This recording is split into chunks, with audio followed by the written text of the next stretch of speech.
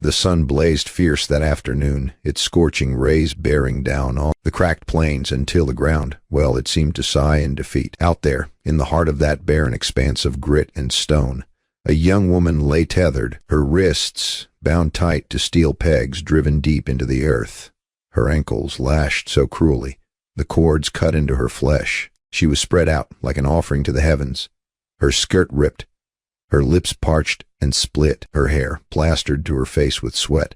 Every breath came faint, every twitch a battle. The townsfolk stood at a distance, silent, their gazes locked on her. Some turned away, guilt heavy in their eyes. Others watched with grim approval, as if her pain gave purpose to their own dread. At their forefront stood Amos Kane, the town elder, a man with eyes keen as a falcon's, and a voice that bore the weight of command. His hand rested on the grip of his lash, though he had no need to wield it. The ropes and the sun, they were torment enough. Kane's voice cut through the stillness.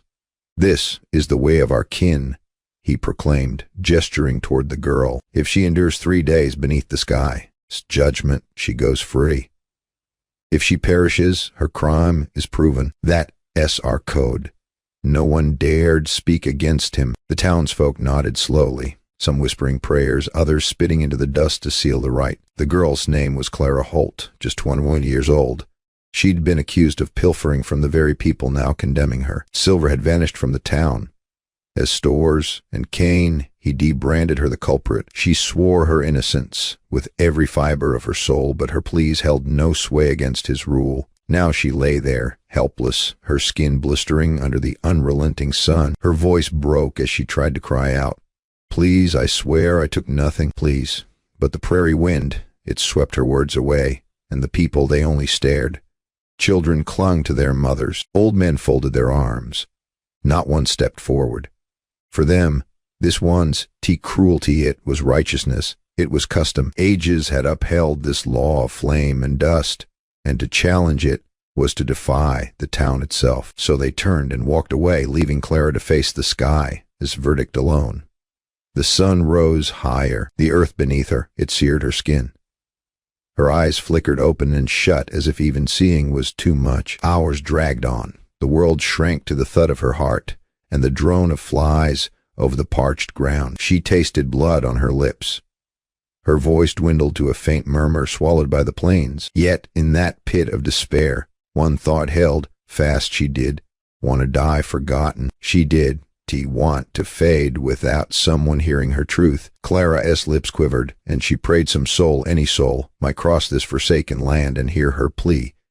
But who would come? And if they did, would they dare defy the weight of tradition? Would they stand against Kane and the town, or turn away, leaving her to the sun's wrath? The sun dipped lower, still fierce enough to scald.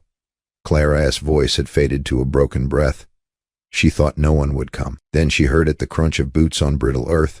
Slow, deliberate, her eyes barely opened, and through the heat as haze she saw him, a broad-shouldered man on horseback, moving with the steady caution of someone who walked through fire and lived. Jonah Reed, 54, a cattleman now, but once a soldier who carried scars and shadows from the war. He'd chosen solitude over crowds, toil over talk, a quiet homestead over the clamor of towns. But that silence, it shattered when he saw her, a girl bound to steel pegs, skin raw from ropes, lips cracked from thirst. She raised her head just enough to whisper, "Please, I am begging you, cut me free."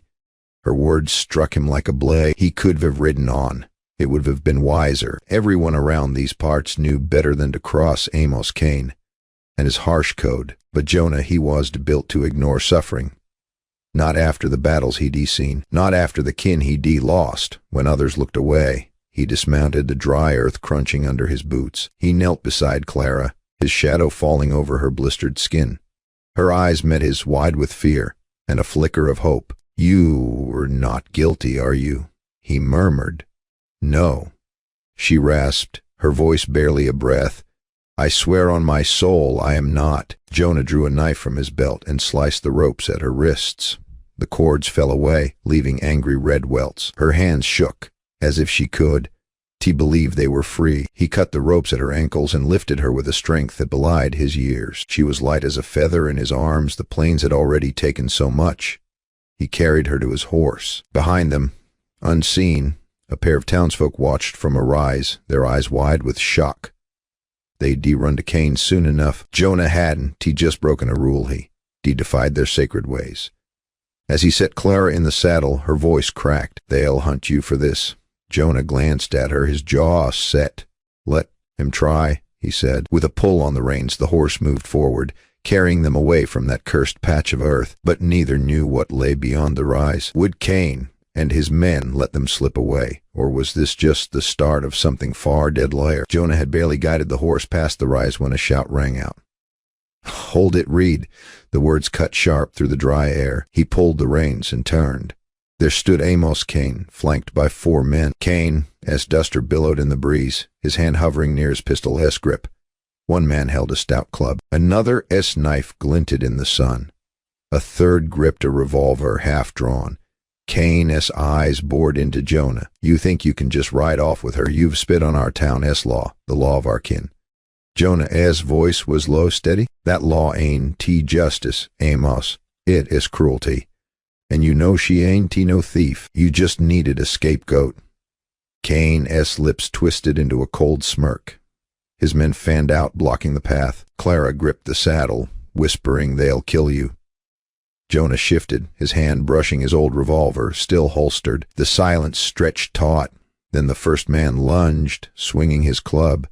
Jonah sidestepped, driving a fist into the man's gut. The club hit the dirt as the man doubled over. The second came fast with the knife. Jonah caught his wrist, twisted hard, and the blade flew into the dust. A quick elbow to the jaw dropped him. The third raised his pistol. Clara gasped, but Jonah was faster. He kicked the man. His arm, sending a wild shot skyward, then slammed him to the ground. The last man froze, glancing at Cain for orders. Cain stood still, his jaw tight, hand near his pistol but not drawing. He knew better than to push Jonah further. The cattleman had seen war, and Cain saw it in his eyes. Cain spat into the dirt. "This ain't over, Reed. You and that girl, you'll answer for this." He turned sharply, signaling his men to follow. The beaten men scrambled up, limping back with their pride in tatters. Silence fell. Jonah breathed steady, climbing onto the horse beside Clara. She looked at him, fear and awe in her eyes. Neither spoke as they rode on, but both knew this was just the beginning. Cain had been shamed, and men like him held grudges. The town was hushed when Jonah led the horse into the sheriff. Clara swayed in the saddle, half conscious, and Jonah caught her before she fell. Sheriff Caleb Dunn stepped out, hand on his belt, eyeing them. "Jonah Reed," he said slowly, "ain't seen you since the war, and now you roll in with a girl half dead. What in hell's name happened?" Jonah carried Clara inside, sitting her on a bench. Cain's name fell from his lips like a weight. Dunn's face darkened. "That man's been lording over this town too long," he muttered. He knelt by Clara, checked the rope burns on her wrists, and shook his head. "She needs water, food, rest. I believe her story, but belief ain't enough. We need proof." He looked at Jonah. "Give me time. I'll dig. I'll send men to question traders, check Cain's books, his stores. If he's crooked, we'll find it." Jonah nodded. He trusted Dunn. They fought side by side once, and that bond held. The days that followed were slow, heavy. Clara stayed in a small room by the sheriff's office. Jonah brought her bread, sometimes coffee. At first, she barely spoke, her voice weak from the plains, but slowly she opened up about her family, the homestead she'd lost, how Cain's men pinned the blame on her. Jonah listened, his weathered face softening. She asked about the war. He shared no heroics, only quiet tales of endless nights and bitter dawns. They shared silences, too heavier than words. One evening, Clara's eyes met his, steady for the first time. "You could have left me there. Why didn't you?" Jonah paused, then said, "Because no one should die like that, and I've lost too much already." Her hand brushed his across the table. For a moment, the cattleman who shunned the world felt something stir. But danger loomed. Cain's men slunk through saloons and back streets, muttering threats. Sheriff Dunn brought word of missing shipments, ledgers that did add up, traders hinting at Cain's shady deals. It was a start, but the storm was brewing. One night, Jonah stood at the window, watching the street lamps flicker. Clara's voice broke the quiet. "Do you think we'll ever be free of this, Jonah?" He turned, his face torn between fear and hope. "I don't know," he said, and the question lingered. Dunn As investigation moved quicker than Kane expected. For days he sent men to question traders and sift through records. Bit by bit, the truth emerged. Traders talked, ledgers surfaced. Silver shipments meant for nearby towns had vanished, all tracing back to Kane. Sheriff Dunn rode into town with Jonah and Clara beside him. The townsfolk gathered, faces tense. As Dunn laid out the evidence, Kane roared, cursed, called it lies, but the proof was ironclad. For the first time, the people looked at him not with fear, but with fury. They decowered under him for years, but now their fear turned to wrath. They dragged Kane to the same spot where Clara had suffered. 4 steel pegs stood in the dust, ropes waiting. The townsfolk spoke as one. If the sun, our judge, let it judge you, Kane. His protests died, drowned by the very law he de-enforced. Bound to the ground, he faced the same merciless sky he used to punish others. Clara stood behind Jonah, her eyes wide, lips trembling. "It harsh," she whispered. Jonah's hand rested on her shoulder. "Aye," he said, "but sometimes a harsh law devours its maker. Maybe that's justice enough." The crowd dispersed, leaving Kane to the sun as judgment. As the dust settled, Dunn looked at Jonah and Clara. "You are free now, both of you. But freedom here, it always costs something. Don, forget it." They rode out together, the sun setting in a blaze of gold and crimson. Clara glanced at Jonah, her voice soft but firm. "Thank you. You gave me more than my life. You gave me hope." For the first time in years, Jonah let a small smile break through. Hope was something he thought long dead, now alive beside him. What do we take from this tale? Maybe that justice, though slow, finds its path. Maybe one person, as courage can shatter chains others fear to touch. And maybe, just maybe, hope can bloom in the harshest of plains.